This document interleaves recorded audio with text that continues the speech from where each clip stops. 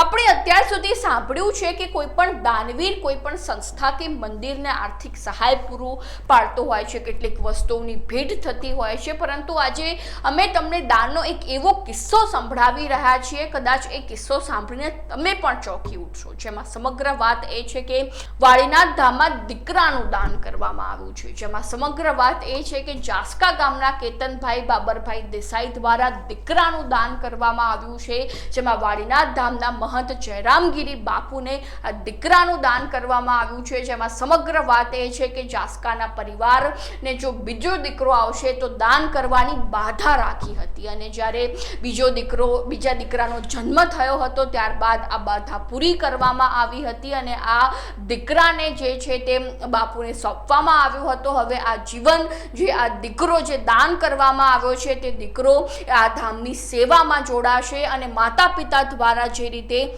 આ દીકરાનું દાન કરવામાં આવ્યું છે તે અત્યાર સુધીનું સૌથી મોટું દાન કહી શકાય, કારણ કે જે રીતે વાત કરવામાં આવે તો કોઈ પણ માતા પિતા જે પોતાનું સંતાન હોય છે તેને દૂર પણ નથી રાખી શકતા, જ્યારે થોડા કલાકો માટે પોતાનું સંતાન દૂર જતું હોય છે ત્યારે તેઓ પણ દુઃખની લાગણી અનુભવતા હોય છે, પરંતુ આ કિસ્સામાં તો આપણે જોઈએ તો માતા પિતાએ પોતાના દીકરાને જ દાનમાં આપી દીધો, જે સૌથી મોટું દાન કહી શકાય। તો આવી જ નવી માહિતીને જાણવા માટે ફોલો કરતા રહો લાઈટ 24।